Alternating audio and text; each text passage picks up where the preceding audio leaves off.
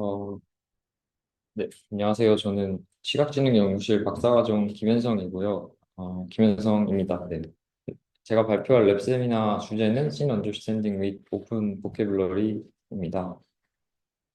많은 분들이 좀 친숙한 주제일 수도 있는데, 어, 오픈 보캐블러리를 이제 씬 언더스탠딩 하는 거에 좀 대중적인 것보다는 이제 최신 웍 관련해서 앞으로 지금 어떤 방향성으로 조금 이 분야가 발전해 가고 있는지를 제가 조금 관찰하거나 뭐 생각했던 것들 위주로 좀 발표를 드려보려고 합니다. 네. 그래서 컨텐츠는 간단하게 먼저 인트로덕션 소개드리고 파트 1으로는 이제 오픈 보캐블러리 언더스탠딩을 하는 데 있어서 이제 최근에 다이노 V2를 적극적으로 활용하는 방향이 새로운 흐름으로 가고 있어서 이 부분을 설명드리려고 하고요. 파트 2에서는 이제 오픈 보캐블러리에서 더 나아가서 오토 보캐블러리 씬 언더스탠딩 관련한 방향성에 대해서 이제 발표를 드리려고 합니다. 먼저 인트로덕션인데요. 여기서는 간단하게 이제 씬 언더스탠딩을 오픈 보캐블러리로 어떻게 하는지를 위해서 간단하게 이제 대표적인 논문들 2개 위주로 이제 뭐 백그라운드 설명을 드리려고 합니다. 첫 번째는 이제 CCB 2022년 오랄에서 발표된 마스크 클립이고요. 두 번째는 이제 필리피아 2023년에 소개됐던 오픈씬입니다. 이제 각각 2D 씬 언더스탠딩과 3D 씬 언더스탠딩을 오픈 보캐블러리와 함께 하는 태스크 연구로 생각해 주시면 될 것 같습니다. 그래서 먼저 트랜스퍼러블 비주얼 모델 이 이제 최근에 뭐 파운데이션 모델로도 이제 소개가 많이 되고 있는데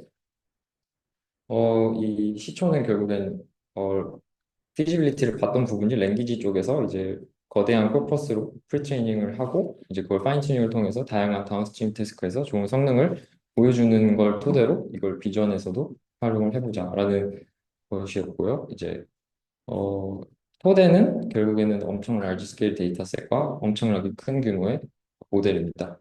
이제 이걸 이용해서 어떻게 트랜스퍼러블 비주얼 모델을 만들까 해서 지금까지 흘러온 역사를 보면은 먼저 첫 번째로는 셀프 슈퍼비전이 있습니다. 이제 셀프 슈퍼비전 자체가 러테이션 코스가 거의 없기 때문에 이제 학습의 스케일링이 굉장히 자유롭고 앞에 말씀드린 데이터셋과 어떤 큰 모델을 이제 엄청난 규모의 자원, GPU랑 전력만 있으면 학습을 시킬 수 있게 된 거죠. 그래서 다이노와 같이 셀프 디스틸레이션이나 마스크 이미지 모델링 같은 셀프 슈퍼비전들을 활용을 해왔고 이 2가지를 적극적으로 활용해서 이제 다이노 V2라는 이제 트랜스퍼러블 비주얼 모델이 이제 소개가 되었었습니다.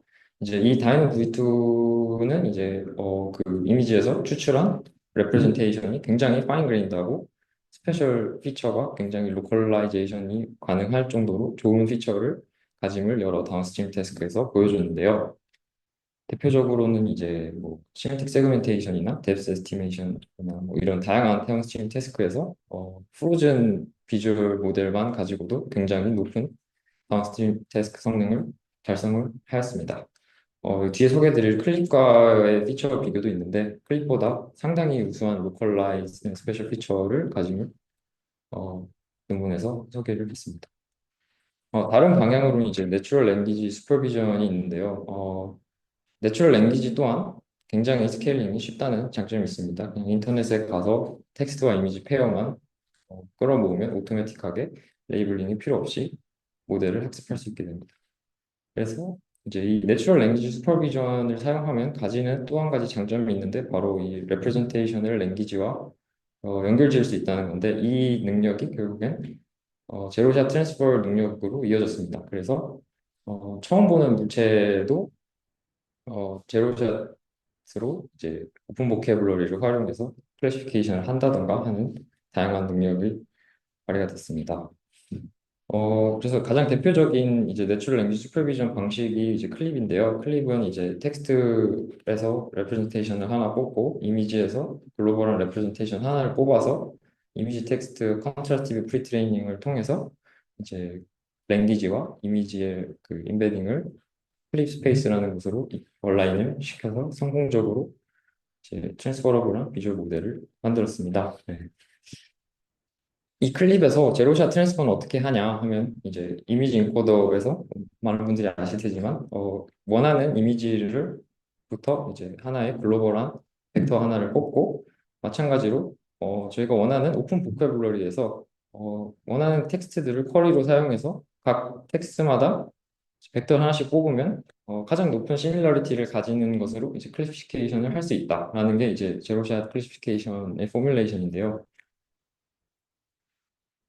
근데 이제 앞서 설명드린 것처럼 클립 비주얼 엔코더는 이미지에서 하나의 레프레젠테이션만 뽑을 수 있습니다. 이제 왼쪽에 보시는 그림과 같이 어텐션 풀링이라는 걸 이용해서 이제 각 패치별 인베딩을 풀링을 해가지고 하나의 글로벌한 레프레젠테이션을 생성을 하는데요. 이 능력이 결국에는 댄스 프레딕션을 위한 픽셀 레벨 레프레젠테이션으로의 제로샷 트랜스퍼를 좀 방해하는 게 있었습니다. 그래서 후속 연구로 이제 대표적으로 마스크 클립이라는 논문에서 이 클립의 포텐셜을 좀 픽셀 레벨 댄스 프레딕션으로 퍼뜨려 보자 해서 나온 게 오른쪽의 방법인데 굉장히 단순합니다. 모델은 그대로 놔두고 밸류 피처만 이용해서 원바이 원 컨볼루션으로 피처를 뽑으면 리니어 대신에 이제 텍스트와 똑같이 얼라인된 댄스한 형태의 레프레젠테이션을 얻을 수 있다는 게 키 아이디어고 관련해서 이제 계속 지금까지도 연구가 진행이 됐고 굉장히 많은 아키텍처나 뭐 이런 파인 튜닝이나 트레이닝 방식들이 계속 개발이 되어 왔습니다. 네, 그래서 이제 이렇게 댄스한 레프레젠테이션을 뽑음으로써 이제 2D 씬 언더스탠딩이 오픈 보캐블러리로 가능해졌는데요. 어, 네. 뽑는 방법은 앞선 클립 클래시피케이션 하는 것과 동일하다고 보시면 될 것 같습니다. 그래서 이제 뭐 정성적 결과를 좀 보면은 레드카, 블루카, 옐로카 이렇게 지금 굉장히 오픈 보캐블러리죠. 이렇게 좀 노블한 컨셉들, 마리오 루이지 이런 것들도 다 스페셜하게 로컬라이제이션이 되는 거를 이제 눈으로 확인할 수 있습니다. 네. 이런 게 이제 클립이 가지는 어떤 중요한 랭귀지 얼라이먼트 특성이라고 볼 수 있을 것 같고요. 다른 한편으로는 이제 3D 씬 언더스탠딩을 어떻게 또 오픈 보캐블러리로 할 수 있을까 하는 연구가 이제 또 진행이 되었습니다. 그래서 만약에 3D 씬 언더스탠딩이 오픈 보캐블러리로 가능해지면 이렇게 왼쪽에 인풋 3D 포인트 클라우드가 있을 때 제로샷으로 원하는 시멘틱 세그멘테이션을 수행할 수도 있고 뭐 오브젝트를 팬을 쿼리로 사용하면 팬에 해당하는 부분이 액티베이션이 된다든가 뭐 소프트 하면은 침대 같은 것들이 액티베이션이 된다든가 다양하게 메테리얼, 어포던스 뭐 이런 것들도 다 가능함을 이제 이 오픈신이라는 논문에서 보여줬습니다. 좀 많은 분들이 익숙할 수도 있는데요. 이제 오픈신이 그러면 과연 어떻게 클립을 3D 언더스탠딩에 활용을 하였냐 하면 굉장히 간단한 아이디어인데 이미 잘 학습된 클립의 비주얼 인베딩과 텍스트 인베딩으로 3D를 피처를 얼라인을 시키자 하는 간단한 아이디어에서 이제 연구가 진행이 되었고요. 그 구체적인 방법으로는 되게 간단한데 결국엔 3D 디스틸레이션의 형태로 이를 수행을 했습니다. 2D 비주얼 랭귀지 노을리지를 이제 3D 네트워크로 디스틸레이션을 하는데 간단하게 설명을 드리면 이제 3D 임의의 포인트가 있으면 피처를 익스트랙트하고 이 포인트가 보여지는 멀티뷰 이미지에서 2D 클립 피처를 뽑습니다. 그래서 이를 에버리지 풀링을 수행해서 2D 피처를 타겟으로 만들고 이 타겟 2D 피처와의 코사인 시밀러리티를 유사하게 만드는 형태로 디스틸레이션을 수행했다고 보시면 될 것 같습니다. 그래서 이제 이 오픈신 같은 경우는 2D로만도 인퍼런스가 가능하고 3D 인풋으로만도 인퍼런스가 가능하고 2D, 3D 동시에 멀티모달로도 이제 양상부를 통해 인퍼런스가 가능한 구조입니다. 네, 그래서 이렇게 클립 피처 온라인을 통하면 이제 이렇게 인도어 씬뿐만 아니라 아웃도어 씬, 뭐 라이다 포인트 클라우드와 같은 형태에서도 제로샷으로 이제 세그멘테이션이 가능한 걸 확인을 할 수 있고요. 마찬가지로 앞서 보여드렸다시피 이제 프로퍼티나 매테리얼 이런 것도 굉장히 리즈너블하게 어텐션이 되는 걸 저희가 확인을 할 수 있었습니다. 지금까지 인트로덕션으로 간단하게 이제 오픈 보캐블러리 씬 언더스탠딩이 어떻게 수행되는지를 이제 백그라운드로 제가 설명을 드렸는데요. 지금까지 또 대부분이 이제 이렇게 사실 클립이라는 거대한 비주얼 트랜스퍼러블 모델에 의존해서 이런 오픈 보캐블러리를 수행을 해왔습니다.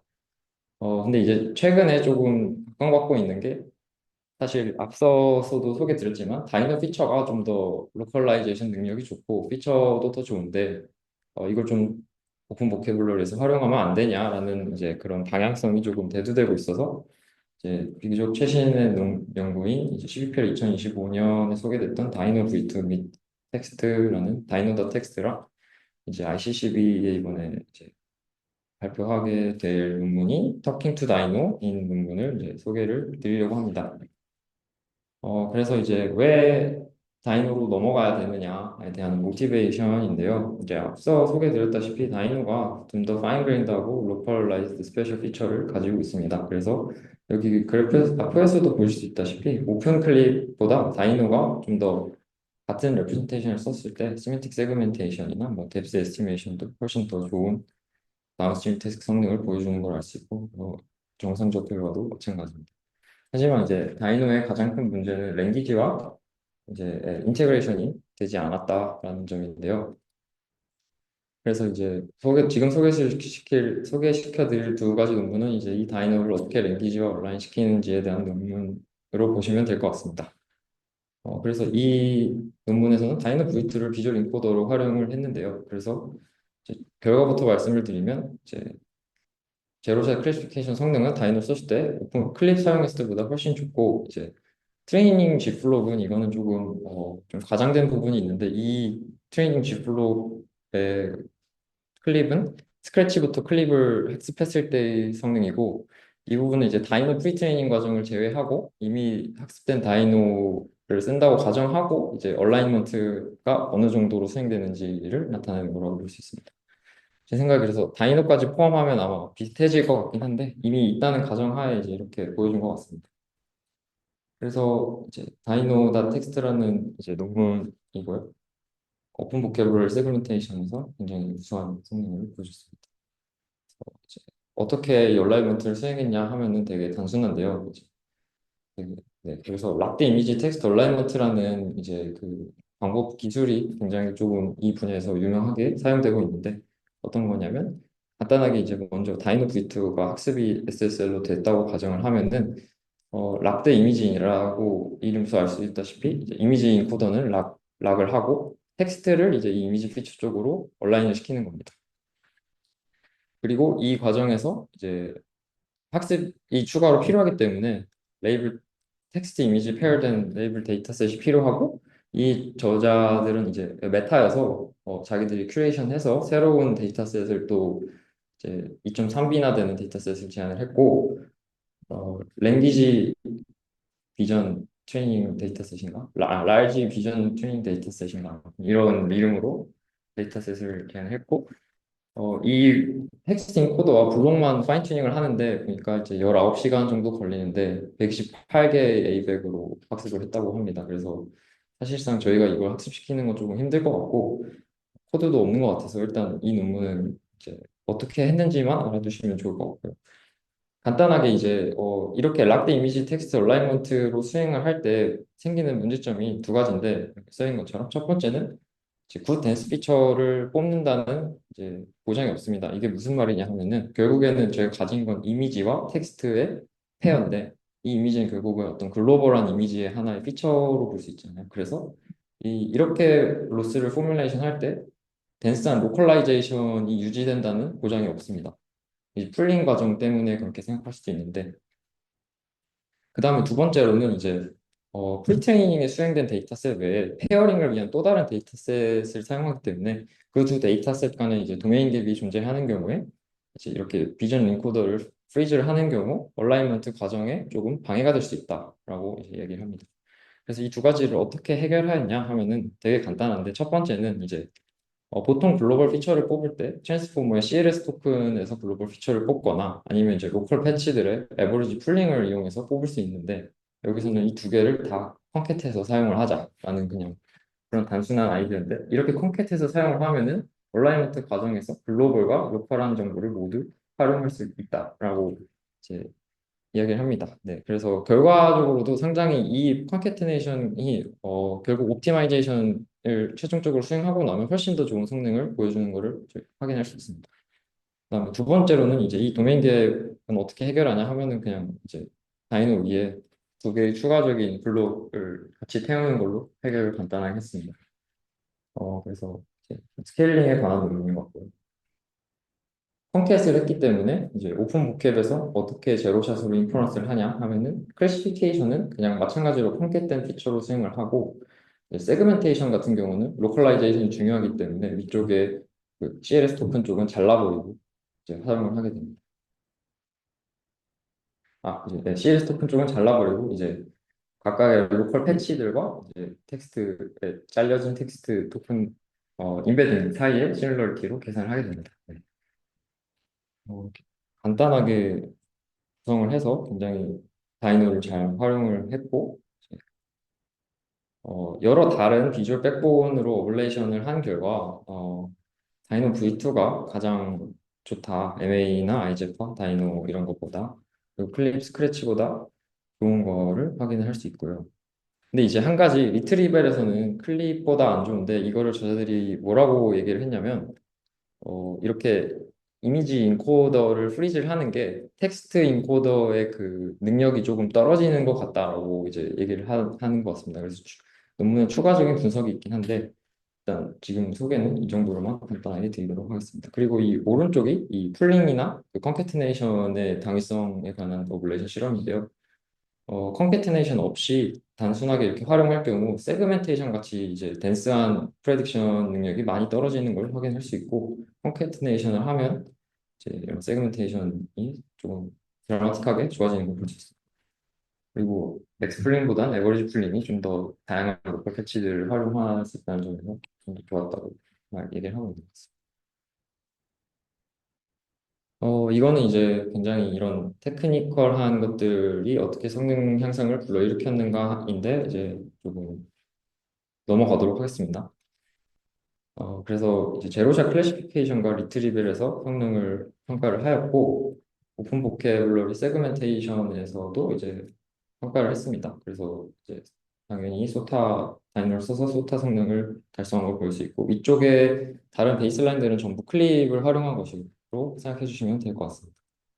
그래서 되게 동시다발적으로 다이너 쓰는 연구가 진행됐는데 사실 이 연구가 7개월 전에 나온 거라서 제일 빨리 했다? 아무래도 메타다 보니까 그랬던 것 같고 그 뒤로 이제 다들 다이너를 좀 활용하는 쪽으로 연구가 진행된 것 같습니다. 두 번째 연구도 이제 다이노를 어떻게 랭귀지랑 또 활용을 하는가인데 여기서는 이제 아예 클립 텍스트 인코더조차 새로 학습하지 말고 아예 텍스트 인베딩조차도 새로 학습하지 말고 텍스트는 클립을 활용하고 비주얼은 다이너를 사용해서 얼라인을 해보자라는 모티베이션에서 시작했습니다. 이제 결국 모티베이션 자체는 다이노의 스페셜 센시티비티의 능력을 활용하되 이제 클립의 텍스트 이미지 얼라이먼트 능력을 같이 활용을 하는 걸로 이제 모티베이션이 되었고요. 그래서 이 프레임워크 보시면 되게 금방 되실 것 같은데 이미지에서 다이노로 뭐 댄스 피처를 뽑고 캡션에서 클립으로 텍스트 인베딩 뽑는데 이제 추가적으로 럴드 매핑을 활용해서 이 둘을 얼라인 시켜준다라고 간단하게 생각하시면 될 것 같습니다. 이 과정에서 이제 트레이닝 이제 테크닉이 조금 들어가긴 합니다. 그래서 이 트레이닝 테크닉이란 게 뭐냐 하면은 가장 이제 렐레벤트한 비주얼 셀프 어텐션 헤드만 이제 이 얼라인 과정에서 조금 참여하게 해서 이제 글로벌하게 얼라인을 하면 로컬라이제이션 한 능력이 조금 손상될 수 있으니 이 텍스트에 가장 잘 맞는 부분만 이제 좀 선택해서 온라인을 시켜주자라는 것이고,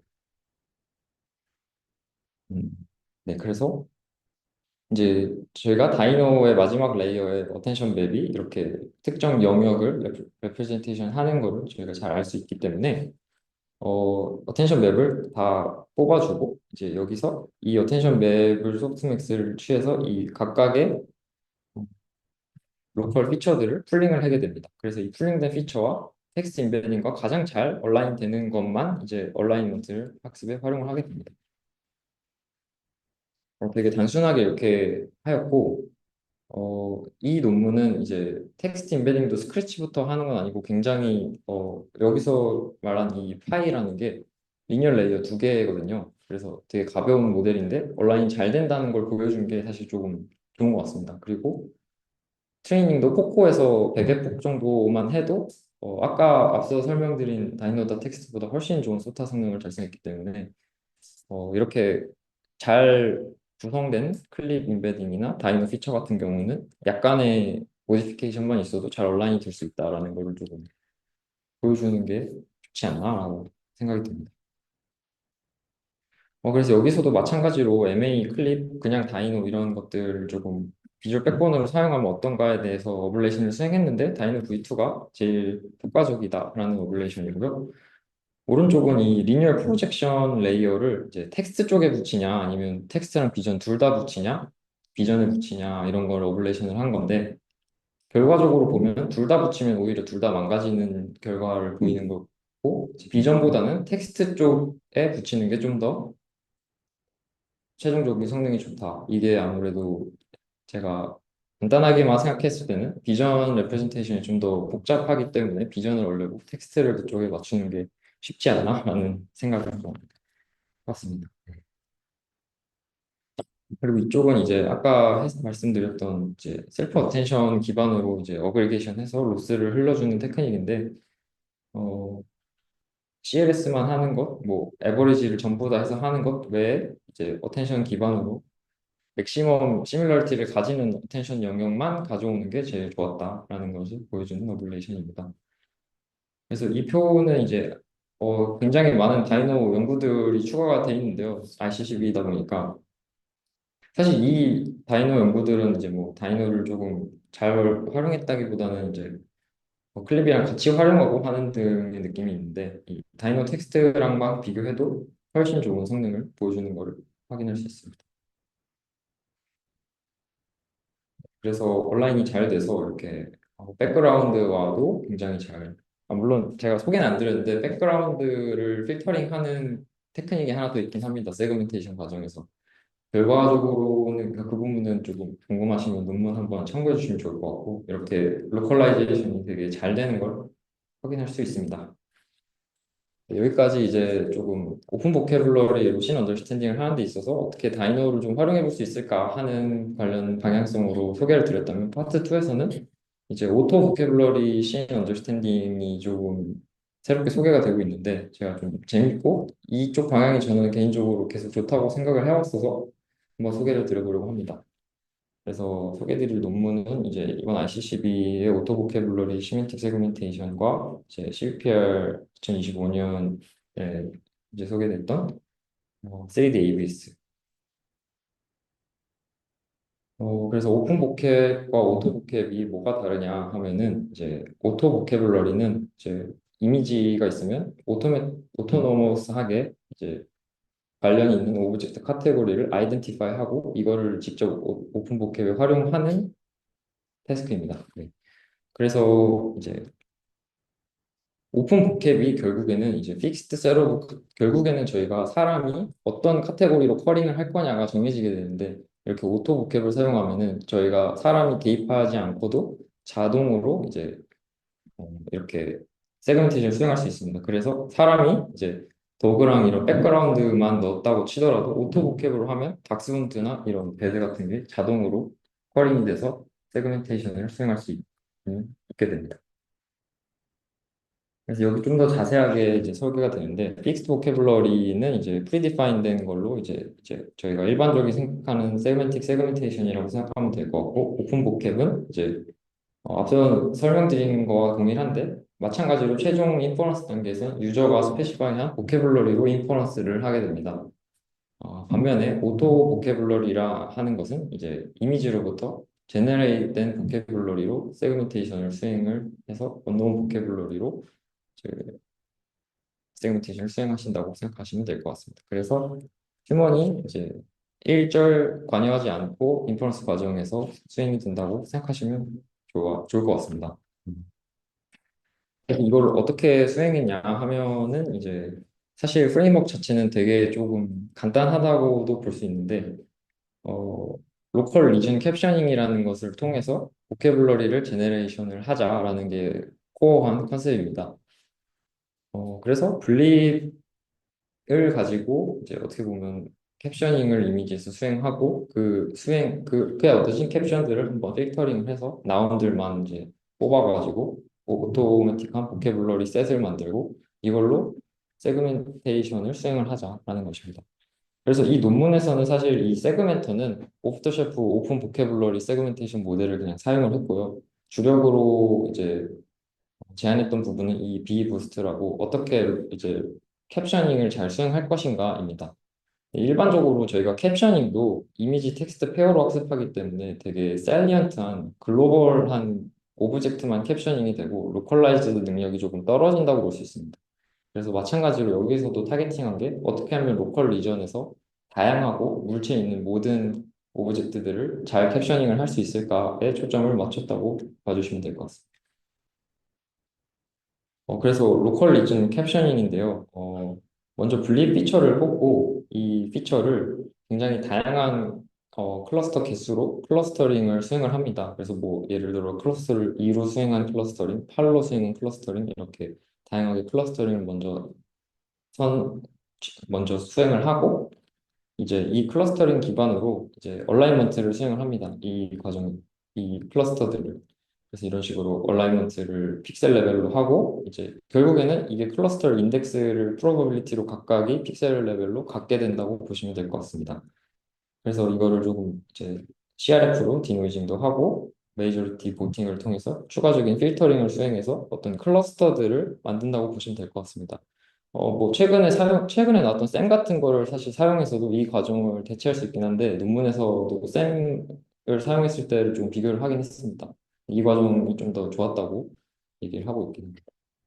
그래서 이렇게 얻어진 클러스터들을 각 클러스터마다 이제 분리 텍스트 디코더에 넣어서 이제 보캐블러리 생성을 하게 됩니다. 그러면 이제 좀 더 이제 이 분리 텍스트 디코더가 그 로컬한 클러스터 영역만 보고 이제 캡셔닝을 하기 때문에 좀 더 로컬하게 다양한 보캐블러리를 생성할 수 있고 이걸로 기존의 OVS 세그멘터에서 세그멘테이션을 수행을 하면 된다라는 게 근본적인 파이프라인입니다. 세트멘트는 보조개요. 네, 이거는 오프 더 셰프. 네,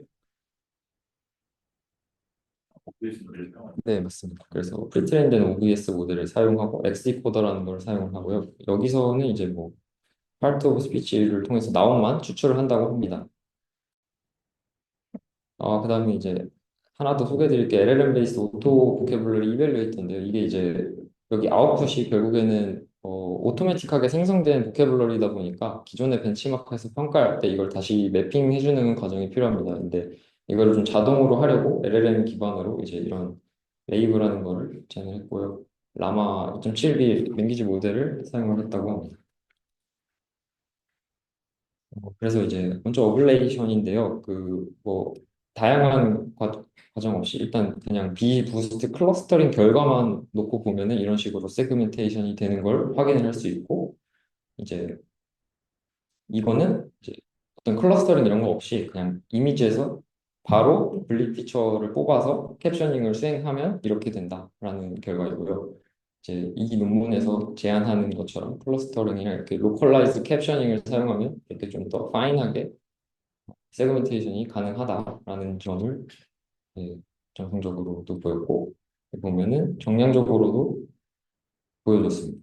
그래서 아까 말씀드렸다시피 컴패리전이 비부스트 임베딩을 그대로 사용했을 때와 이제 XD코더 OVS 모델과 분리 피처를 바로 사용했을 때 이제 제안하는 것이 가장 이제 다양한 데이터셋에서 좋은 세그멘테이션 성능을 보여줬고 여기서는 이제 캡셔닝이라는 게 사실 되게 랜덤니스가 있기 때문에 이 논문에서는 캡셔닝을 로컬 리즌마다 여러 번 수행해서 최대한 많은 보캐블러리를 뽑는데 이제 확실히 이제 되게 씬에 다양한 오브젝트가 있을수록 캡셔닝을 여러 번 수행하는 게 좀 더 좋았다 이런 하이퍼 파라미터 분석이고요.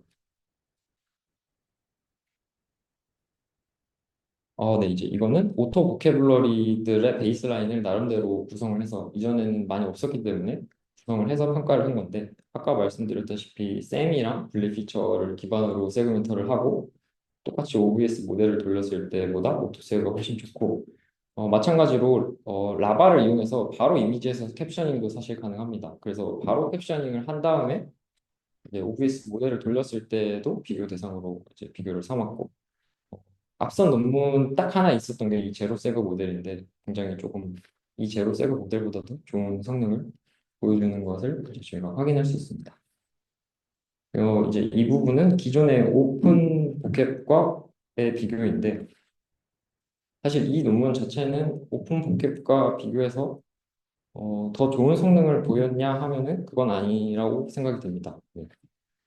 성능도 그렇고 휴먼이 주는 어노테이션을 사용했을 때 기존의 벤치마크에서 좀 더 좋은 성능을 보여주는데 이거는 이제 아무래도 오토매틱하게 생성한 것도 있고 어, 이게 또 저자들이 말하기로는 오토매틱하게 생성한 걸 매핑하는 과정에서 실제 레이블이 조금 너무 애매하게 되는 경우도 많아서 성능 저하가 발생하지 않았냐라는 그런 분석도 있긴 합니다. 근데 개인적으로 이 부분은 저는 조금 아쉬웠다고 생각이 드는데 뒤쪽에 이제 소개드릴 3D에서 수행한 거는 오픈 보켓보다 오토 보켓을 사용했을 때 훨씬 좋은 성능을 보여줬었기 때문에 이제 조금 굉장히 아쉽게 느꼈습니다. 근데 이제 이거를 이제 저희가 뭐 어떤 다양한 태스크 뭐 에이전트를 만든다거나 할 때도 이 오토 보캡이 어떤 능력이 좋냐면 뭐 이런 식으로 뭐 포크라는 굉장히 스페시픽한 세그멘트를 하는 것도 가능하고 뭐 포크나 뭐 이런 식으로 굉장히 뭐 이런 식으로 리플렉션도 이제 생성을 해서 하는 걸 볼 수 있고 음, 네 이렇습니다. 그리고 이제 마지막으로 소개해드릴 거는 이 오토 보캡 세그멘테이션을 3D에서 수행한 논문인데요. 음, 네, 태스크는 이제 앞선 곡 2D에서 수행한 거와 동일하다고 보시면 될 것 같고, 확인해 보니까 저자가 똑같긴 하더라고요. 근데 이 논문 먼저 됐고, 2D를 더 나중에 제출한 것 같습니다. 아마 떨어졌던 것 같긴 한데, 제 개인적인 생각일 뿐이긴 해서. 그래서 이제 오픈 보캡으로만 하면 이렇게 맨메이드라고 사실 어노테이션이 되어 있어서 누신 같은 경우는 굉장히 모호하게 되어 있는데 오토 보캡을 하면 빌딩, 사인보드 이런 식으로 굉장히 좀 더 구체적으로 보캐블러리를 생성해서 세그멘테이션을 할 수 있는 장점이 있습니다. 그래서 실제로 오토 보캡을 사용하면 671개의 클래스가 누신 데이터셋에서 생성이 된다고 합니다. 어, 실제로 누시는 16개의 카테고리로밖에 어노테이션 하지 않는데 사실 이게 굉장히 제한적인 어떻게 보면 세그멘트이기 때문에 네.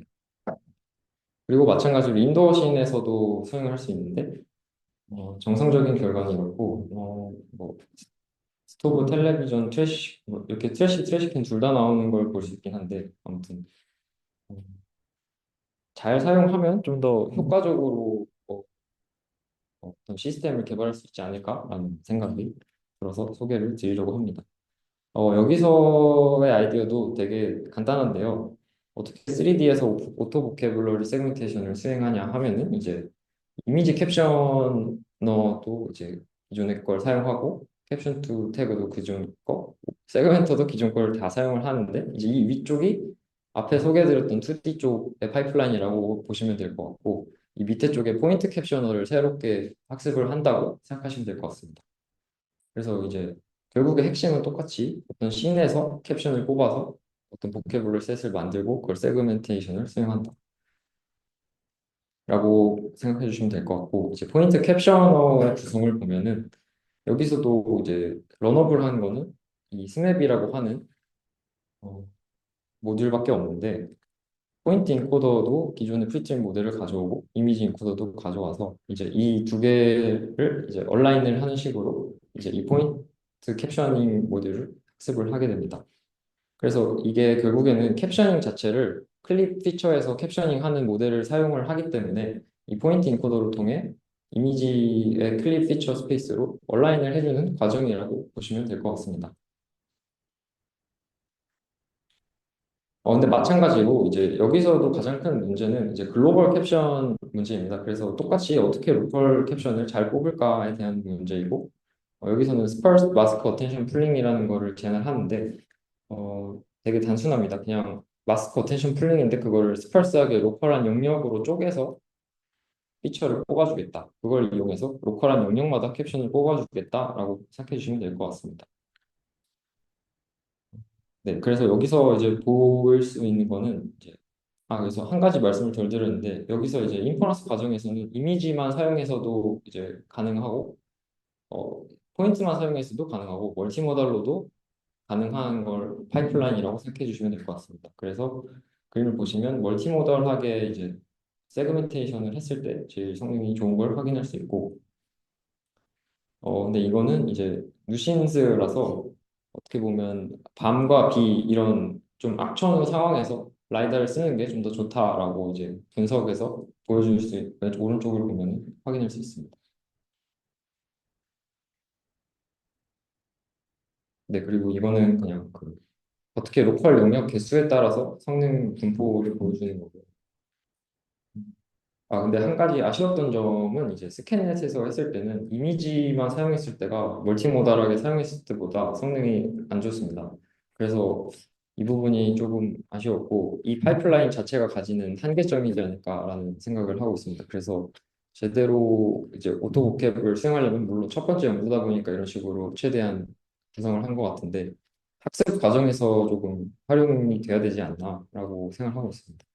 그 가장 흥미로웠던 이제 결과는 이제 오픈 보캡과의 이제 벤치마크에서의 성능 비교인데, 오토 보캡으로 했을 때도 오픈 보캡보다 훨씬 좋은 성능을 보여주고, 이제 여기서 사용한 거는 오픈씬 모델인데, 오픈씬 모델과 그래서 다이렉트하게 비교하면 보캐블러리를 오토매틱하게 했을 때 얼마나 더 성능 향상이 발생하는가를 확인할 수 있는데요. 기존에 이제 스캔넷 20 같은 경우는 오히려 성능이 떨어지는데, 반면에 스캔넷 200 결국에 이제 보캐블러리가 생성된 건 똑같은데 이제 어떻게 클래스를 더 파인하게 구성하냐에 따라 성능이 이제 더 좋아지기도 하고 낮아지기도 한다는 결과가 굉장히 조금 흥미로웠던 것 같습니다. 그래서 이 부분이 사실 보캐블러리를 어떻게 구성하냐 이런 것도 조금 굉장히 제가 개인적으로는 관심 있게 보고 있는 분야이긴 합니다. 네. 마지막으로는 이제 또 다른 연구인데, 이런 식으로 보캐블러리 프리한 방향이 지금 또 굉장히 많이 연구가 되고 있다라는 말씀을 전달드리고 세미나 마치겠습니다. 네. 시각지능연구실 석사과정 위대현이라고 합니다. 오늘 발표할 주제는 Diffusion Model with Correlated Noise라는 주제로 발표를 하도록 하겠습니다. 목차는 다음과 같습니다. 먼저 디퓨전 모델에 대해 간략하게 소개를 하자면, 깨끗한 소스 이미지가 있을 때 이제 노이즈를 점진적으로 추가해서 결국에는 스탠다드 가우시안 노이즈가 되도록 하는 포워드 디퓨전 프로세스가 있고, 이 노이즈를 더했을 때 더한 노이즈를 다시 디노이징하는 네트워크를 학습시켜서 깨끗한 이미지를 얻어내는 리버스 디퓨전 프로세스로 구성이 되는 게 디퓨전 모델입니다. 그래서 이런 디퓨전 모델을 이용해서는 이미지 슈퍼 레졸루션 같은 태스크를 풀 수 있습니다.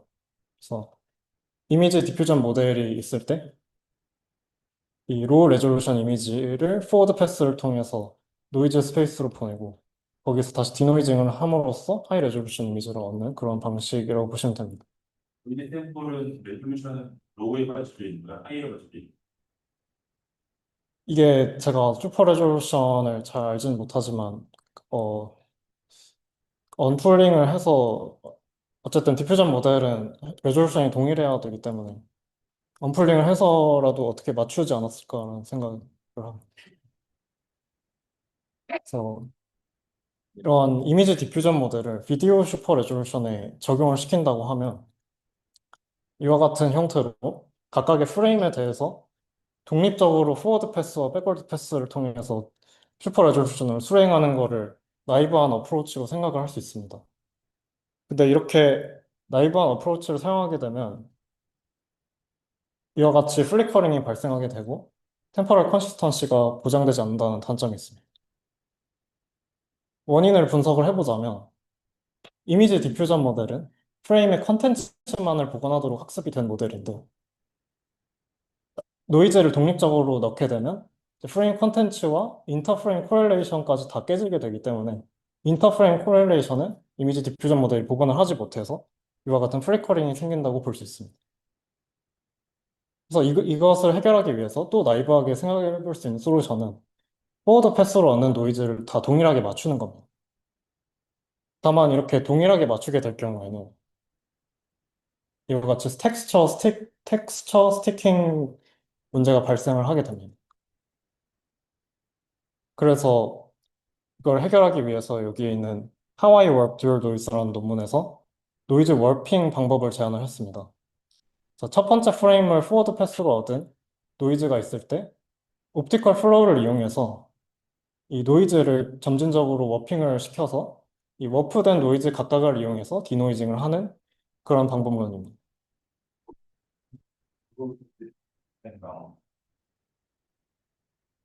아마 네, 그렇습니다.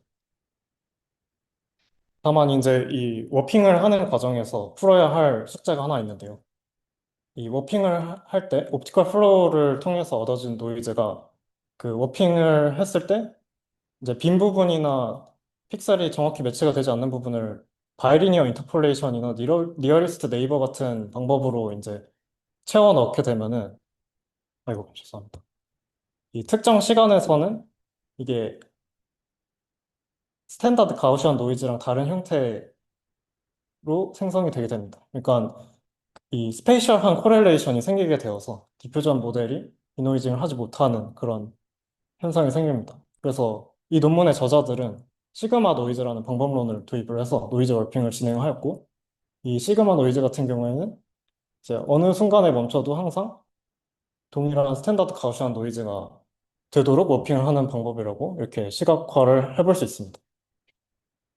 이렇게 템퍼리 이러한 시그마 노이즈를 사용해서 이제 슈퍼 레졸루션을 진행을 하게 되면은 이와 같이 기존에 있던 플리커링이나 텍스처 스티킹이 해결이 되어서 템퍼럴 컨시스턴트한 결과물이 생성되는 것을 볼 수 있습니다. 네, 여기까지 그 temporally correlated noise에 대한 개념을 설명을 드렸고요. 이제 첫 번째 논문으로 발표할 것은 이러한 temporal correlated noise를 활용해서 모션 컨트롤을 하는 방법론을 제안한 Go with the Flow라는 논문입니다. 이 논문의 컨트리뷰션은 크게 두 가지가 있다고 볼 수 있는데요. 첫 번째는 그 전에 있던 시그마 노이즈 월핑에 비해서 훨씬 효율적인 노이즈 월핑 방법론을 제안을 해서 이제 여기 보시는 이게 아까 그 하와이 웹도 노이즈에서 제안한 그 노이즈 월핑 방식이고 여기가 이제 Go with the Flow에서 제안한 방식입니다. 그래서 기존에는 쿼드래틱 타임이 걸려서 프레임 수에 대해서 쿼드래틱한 타임이 걸렸는데 여기서는 리니어 타임으로 그거를 줄이는 알고리즘을 제안을 했습니다. 죄송합니다. 이게 Go with the Flow고 이게 그 전에 보였던 하와이 웹도였습니다. 그리고 두 번째 컨트리뷰션은 이렇게 워핑을 한 노이즈를 이용해서 비디오 디퓨전 모델을 파인 튜닝 함으로써 다양한 모션 컨트롤을 가능하게 했다는 점이 있습니다. 그래서 예를 들면은 컷 앤 드래그와 같이 이렇게 유저가 세그멘테이션 마스크랑 트래젝토리를 제공을 하면 거기로부터 월프된 노이즈를 얻고 그걸 이용해서 생성을 했을 때 이와 같은 모션을 생성을 할 수 있는 것을 알 수 있습니다. 그래서 노이즈 워핑 알고리즘에 대해서 간단하게 설명을 해드리겠습니다. 우선 노이즈 월핑 알고리즘에서는 각 픽셀마다의 노이즈가 있고 그리고 각 픽셀마다 플로우 덴시티라는 값을 또 트래킹을 합니다. 그래서 이 노이즈 월핑 알고리즘은 전 프레임의 노이즈와 플로우 덴시티 그리고 옵티컬 플로우가 주어졌을 때 다음 프레임의 노이즈와 플로우 덴시티를 구하는 알고리즘입니다. 그래서 플로우가 있을 때 이제 모이는 부분에 대해서는 컨트랙션 되는 부분이라고 정의를 해서 이와 같은 형태로 이 노이즈를 애그리게이트 하게 되고요. 그리고 또 Q1 같은 첫 번째 픽셀 같은 경우에는 1번 픽셀의 경우에는 이제 익스펜션 되는 리전이라고 해서 Q2의 값을 가져오는 형태로 노이즈 워핑을 진행하게 됩니다. 그래서 노이즈 워핑 알고리즘을 이와 같은 형태로도 시각화를 했는데 논문에서 그 컨트랙티드와 익스펜디드 픽셀을 핸들할 수 있고 그리고 이와 같은 알고리즘이 이제 해상도에만 타임 컴플렉시티가 리니어하게 주어진다는 장점이 있어요. 그다음 두 번째로 파인 튜닝을 어떻게 했냐는데요. 그 옵티컬 플로우를 통해서 구해진 월프트 노이즈를 활용해서 기존의 포워드 프로세스에서 사용하던 랜덤 노이즈를 대체해서 워프트된 노이즈를 사용해서 비디오 디퓨전 모델을 파인 튜닝하게 됩니다. 파인 튜닝을 하고 나서 이 파인 튜닝된 그 모델을 활용하면 이제 월프트 노이즈를 어떻게 사용하느냐에 따라서 다양한 모션 컨트롤을 가능하게 합니다. 그래서 첫 번째 예시부터 보여드리면 월프트 노이즈가 유저 프로바이디드 리전이랑 리전 마스크랑 트래젝토리로부터 얻어지고 그리고 첫 번째 그 소스 이미지를 컨디셔널한 인풋으로 주었을 때 이와 같은 컷 앤 드래그 에디팅을 가능하게 합니다. 그래서 자세히 살펴보면 여기에는 이게 이제 유저가 제공한 그 리전 마스크랑 트래젝토리라고 보시면 되고요. 거기로부터 거기로부터 이제 월프트 노이즈를 뽑고 그걸 이용해서 생성을 한 결과물이 이거라고 보시면 됩니다. 그리고 두 번째는 first frame editing입니다. first frame editing은 소스 비디오가 있고 에디팅된 첫 장이 있을 때 소스 비디오로부터 월프된 노이즈를 뽑고 그 월프된 노이즈로부터 디노이징을 해서 다음과 같은 에디팅된 비디오를 얻는 그런 태스크입니다. 그래서 이와 같은 에디팅도 가능하고 이 경우에도 퍼스트 프레임 에디팅 결과물입니다. 또 모션 트랜스퍼도 가능합니다. 모션 트랜스퍼는 소스 비디오가 있고 텍스트 프롬프트가 있을 때 소스 비디오의 모션을 이 텍스트 프롬프트에 얼라인된 비디오로 트랜스퍼를 하는 과정입니다. 그래서 이 결과물을 보시면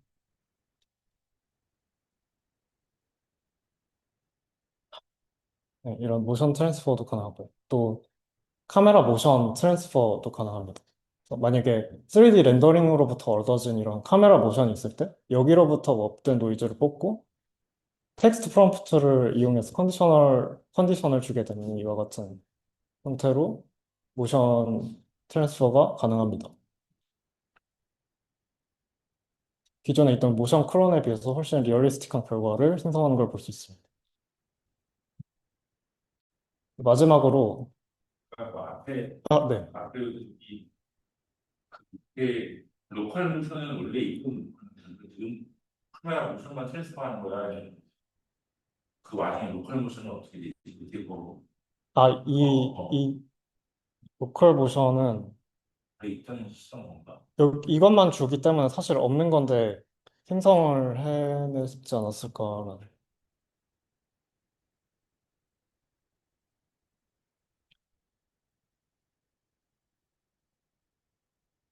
네, 그리고 마지막으로 이제 뎁스맵 기반의 워핑을 활용해서 워프된 노이즈를 뽑고 거기로부터 이제 비디오를 생성하는 그런 방법론도 가능합니다.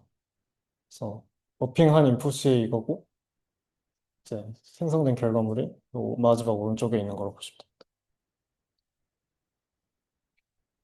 그래서 정량적인 평가는 크게 두 가지로 나뉘는데요. 첫 번째는 노이즈 워핑 알고리즘에 대한 벤치마크이고 두 번째는 아까 보여드린 모션 컨트롤 된 생성 결과물에 대한 평가입니다.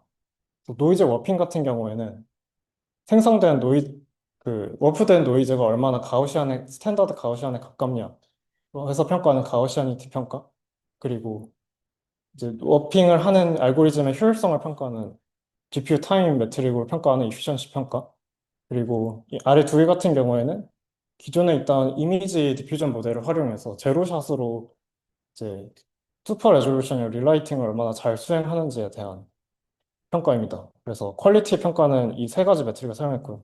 워핑 에러는 템퍼럴 컨시스턴시를 평가하기 위해서 사용했습니다. 모션 트랜스퍼 벤치마크의 경우에는 이제 다양한 모션 트랜스퍼 태스크를 정의해서 각각에 대한 이제 벤치마크를 사용해서 평가를 했습니다. 그래서 기존에 있던 모션 트랜스퍼 연구들이 있는데 그거랑 어떤 게 다른가를 생각을 해보면 그 기존에 있던 어프로치는 아키텍처를 많이 변경을 하거나 해서 이제 아키텍처 컴플렉시티가 높고 이로 인해서 리피터빌리티가 떨어진다는 단점이 있습니다.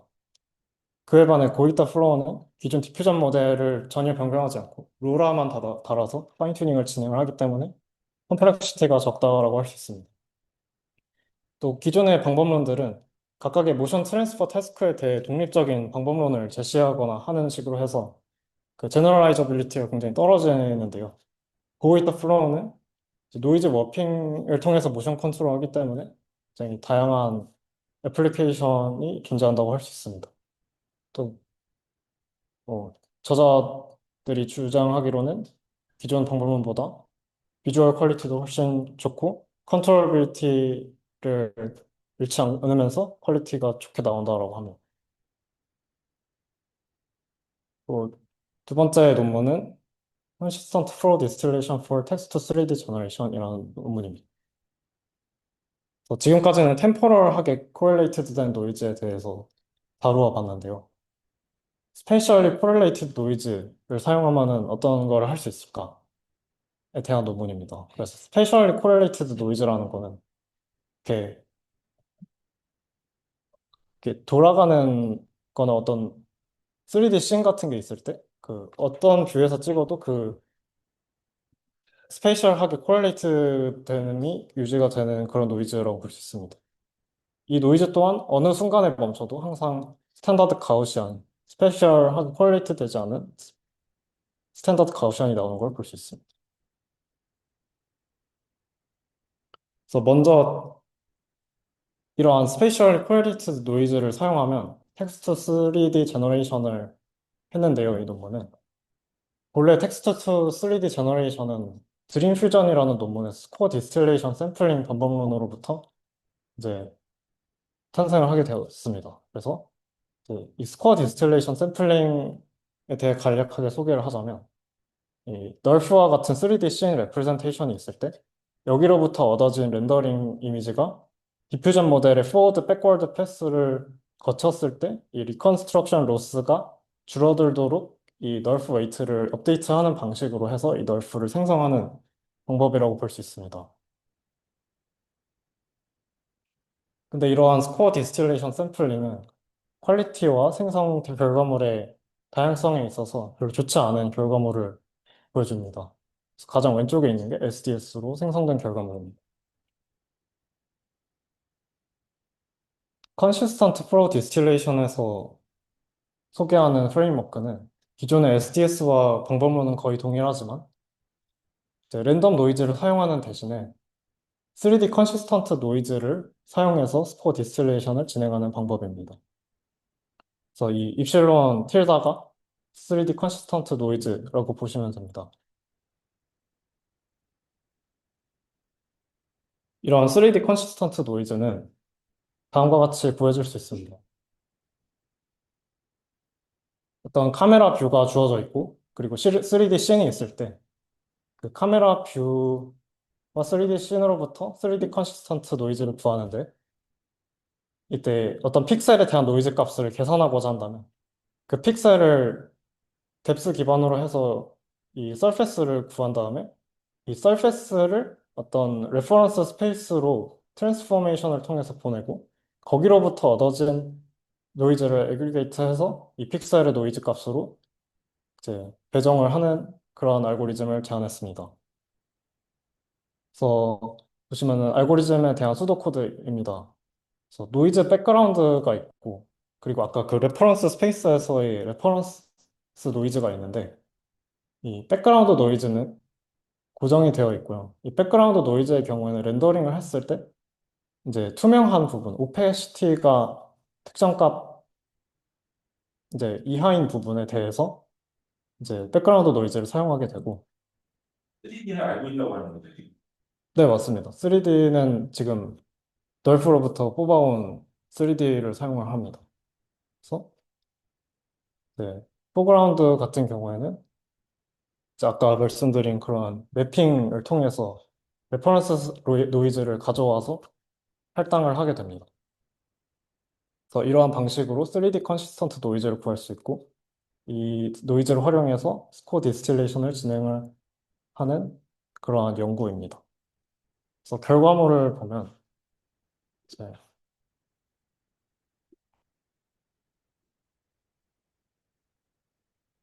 텍스트 투 3D 생성 결과물입니다.